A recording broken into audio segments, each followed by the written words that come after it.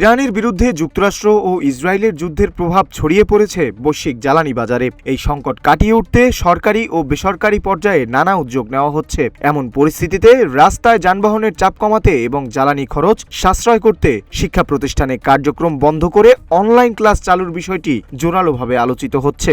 জ্বালানি তেল সংকটের কারণে বাংলাদেশের ফিলিং স্টেশনগুলোতে দেখা গেছে যানবাহনের দীর্ঘ সারি। চাহিদা অনুযায়ী সরবরাহ না থাকায় ঘন্টার পর ঘন্টা বসে থেকেও অনেককেই ফিরতে হচ্ছে খালি হাতে।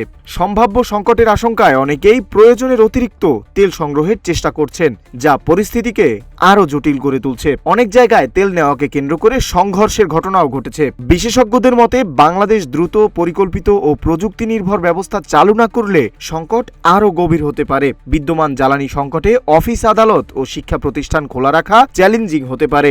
পরিস্থিতি নিয়ন্ত্রণে দ্রুত ও সমন্বিত পদক্ষেপের উপর জোর দিচ্ছেন শিক্ষা প্রতিষ্ঠানের সঙ্গে সংশ্লিষ্টরা। যানজট এড়ানো এবং জ্বালানি সাশ্রয়ের জন্য শিক্ষা প্রতিষ্ঠানগুলোয় অনলাইনে ক্লাস চালুর পরামর্শ দিচ্ছেন তারা। এ বিষয়ে নাম প্রকাশে অনিচ্ছুক শিক্ষা মন্ত্রণালয়ের এক কর্মকর্তা রূপালী বাংলাদেশকে জানান, শিক্ষার ক্ষেত্রে অনেক দেশই আপৎকালীন পরিস্থিতিতে অনলাইন ক্লাস চালু করে। শিক্ষা প্রতিষ্ঠান চালু হলে জ্বালানি খাতের ওপর চাপ কিছুটা হলেও বাড়বে। যুদ্ধ সমাপ্তির বিষয়টি যেহেতু আমাদের অজানা, তাই সব খাতেই কিভাবে জ্বালানি সাশ্রয় করা যায় সে বিষয়ে পরিকল্পনা প্রয়োজন।